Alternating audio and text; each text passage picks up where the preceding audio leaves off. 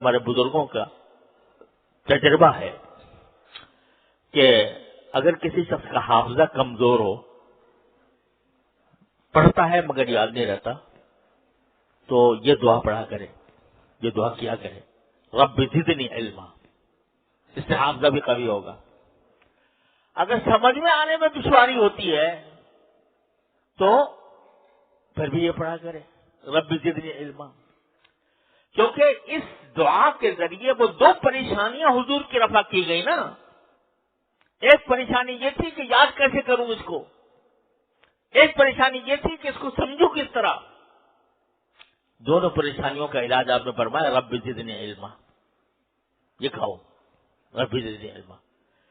تو یہ اصل میں جو دعا سکھائی گئی وہ حافظے کی تقویت کے لیے اور سمجھنے کی تقویت کے لیے۔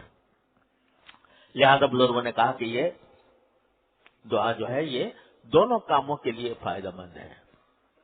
اس سے حافظہ بھی بڑھتا ہے، اس سے فہم بھی بڑھتی ہے، سمجھ بھی بڑھتی ہے۔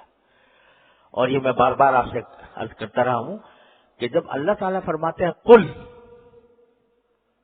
یہ کہو، تو یہ ناممکن بات ہے کہ وہ ہم سے کہیں کہ یہ مانگو مجھ سے، اب کیا نہیں دیتا؟ یہ کیسے ممکن ہے کہ وہ ہم سے فرمائیں کہ یہ کہو، یہ مانگو، اور جب مانگے تو نہ دے؟ یہ تو اللہ تعالیٰ سے ممکن نہیں ہے۔